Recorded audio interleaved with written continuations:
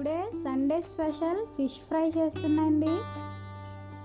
దీనికి కార్న్ఫ్లవర్ కానీ food colours కానీ ఏం అవసరం లేకుండా ఎలా చేయాలో చూపిస్తాను చూడండి. ఈజీగా చేసుకోవచ్చండి. కొద్దిగా అల్లం వెల్లుల్లి పేస్ట్ తీసుకోండి, ఒక స్పూన్ గరం మసాలా, కొద్దిగా పసుపు, 1.5 స్పూన్ కారం వేసుకుంటున్నాండి. ఫ్రైకి ఎక్కువ అవసరం లేదండి. తగినంత సాల్ట్ వేసుకోండి. వేసుకొని ఆ మిశ్రమాన్ని బాగా కలుపుకోండి. ఫిష్కి అంతా పట్టేలా కలుపుకోండి నీట్గా. దీంట్లో ఏ ఫ్లేవర్స్ కానీ అవసరం లేదండి. నేను చెప్పిన విధంగా చేసుకోండి. ఇలా కలిపేసి ఒక 10 మినిట్స్ పక్కన పెట్టి ఉంచుకోండి.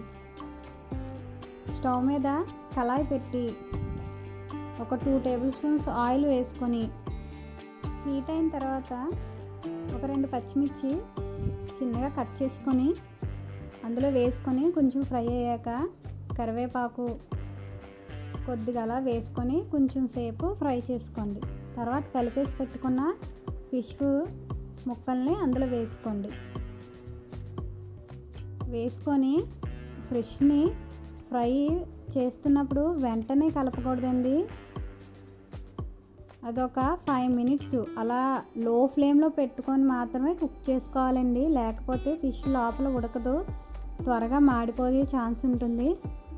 లో ఫ్లేమ్లో పెట్టి 5 మినిట్స్ కుక్ అయిన తర్వాత మాత్రమే కలుపుకోండి. అస్తమానం కలపాల్సిన అవసరం లేదు.